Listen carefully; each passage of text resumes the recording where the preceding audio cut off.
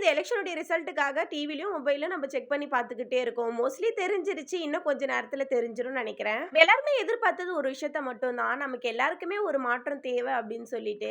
கண்டிப்பா நம்ம எதிர்பார்த்த மாரி எல்லாமே மாறும். நைட் நானும் ஹஸ்பண்டும் கொஞ்சம் வெளிய போக வேண்டிய வேலை இருந்தது. போயிட்டு வீட்டுக்கு வரதுக்கே டைம் பார்த்தீங்கன்னா 10க்கு மேலேயே ஆயிடுச்சு. சும்மா போயிட்டு வந்தோமா, படுத்தோமா அப்படின்னு இல்லாம நான் குல்ஃபி செய்ய போறேன். நீங்க போய் படுங்க அப்படின்னு சொல்லிட்டு கிச்சன ஒரு வழியா ஆக்கிட்டேன்.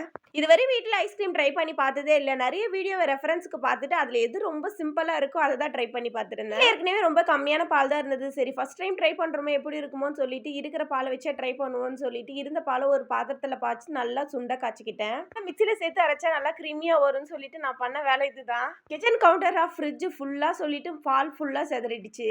திரும்ப சிந்திய பால் எல்லாத்தையும் தொடச்சி விட்டுட்டு 2 ஸ்பூன் போல பாதாம் மிக்சட் இருக்குல்ல அந்த பவுடரை தான் அதில் சேர்த்து நல்லா மிக்ஸ் பண்ணிக்கிட்டேன்.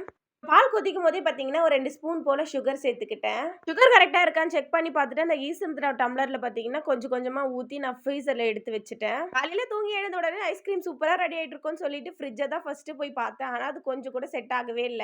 சரி இந்த டம்ளர்ல ஊத்தி வச்சதுனால தான் செட் ஆகல போல அப்படின்னு சொல்லிட்டு வீட்ல இருக்கிற டம்ளர்லயே ஊத்தி திரும்ப ஃப்ரிட்ஜ்லயே வச்சுட்டேன். திரும்ப மதியம் எடுத்து பார்த்தேன் கொஞ்சம் செட் ஆயிருக்கான்னு சொல்லிட்டு நல்லாவே செட் ஆயிருந்தது. சரி இதை குல்ஃபி மாரி நம்ம எடுத்துடணும் அப்படின்னு சொல்லிட்டு எடுத்து வச்சுட்டு தண்ணியில நல்லா கொஞ்சமா டிப் பண்ணி எடுத்துட்டு குச்சி அதுல விட்டு எடுத்து பார்த்தேன். ஆனா ஃபர்ஸ்ட் எடுத்தது கொஞ்சம் கூட வரவே இல்ல. திரும்ப 2வது இருந்த டம்ளர்ல நல்ல தண்ணியில வச்சுட்டு குச்சிய விட்டு எடுத்தேன். கரெக்ட்டா வந்துருச்சு.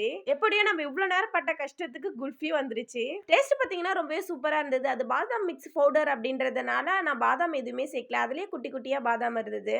அது கரெக்ட்டா அந்த டம்ளர்ல இருந்து வந்த உடனே என் ஃபேஸ்ல எவ்வளோ ஒரு சந்தோஷம்னு பார்த்தாலே தெரியும். நம்ம குட்டீஸ்க்கு வெளியில இருந்து வாங்கி கொடுக்கறத வீட்ல இருக்கிற ஃப்ரூட்ஸ வச்சு நம்மளே இது மாரி ட்ரை பண்ணி பார்த்துக்கலாம். நம்மளோட வீடியோ பிடிச்சா லைக் பண்ணுங்க, சப்போர்ட் பண்ணுங்க. வீடியோல பார்க்கலாம். பாய்.